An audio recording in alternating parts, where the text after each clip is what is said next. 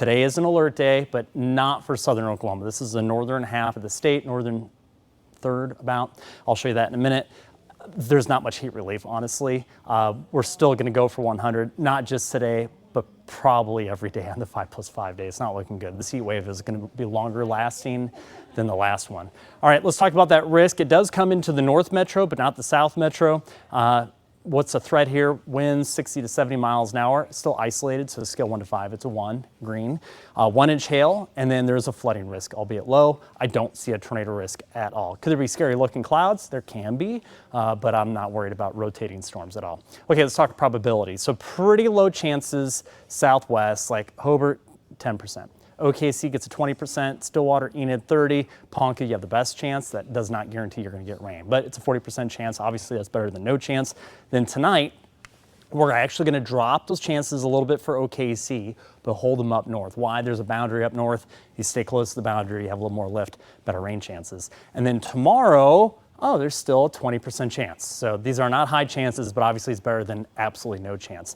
Sadly, the drought is getting worse. This is really tied to how hot our August will be. The extreme drought, which is what, D3, I think? It goes, D0 is abnormally dry.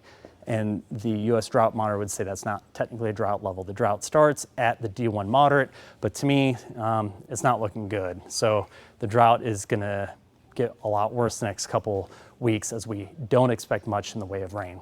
So hot and dry makes for more hot and dry weather. We're in the 70s up north. It's almost 90 down in Ada, over in Altus, have 81 in OKC. Is a time lapse here. A lot of high clouds coming in from the north. Once that supply of cloud cover kind of moves on out, we're going to get back into the sunshine. So you can see there's a little bit of thin cirrus over us, a lot more blue sky back to the west. That's coming on in. So we'll go mostly sunny to partly cloudy, back to the triple digits. Impact icons are turned on for the heat. And then we'll have that low chance of storms in the afternoon. So highs triple digits, okay? A little humid, right? So factor in that humidity, it's gonna feel hotter than 105, but not quite 110. Just in that zone where we get the heat advisory. May have another one tomorrow, we'll see. The winds today will be back to the south, about 15, so at least we have a little breeze if you have to do any chores outside. Down the 70s tomorrow morning, and then back to 100 tomorrow. We're right on the edge of qualifying for a heat advisory again tomorrow, but here comes more heat. We'll do 102 4 days in a row. That's this weekend, start of next week. Then I have 103 next Wednesday, and then more 100s into next weekend with very low rain chances. So very hot with this next heat wave. It's long lasting.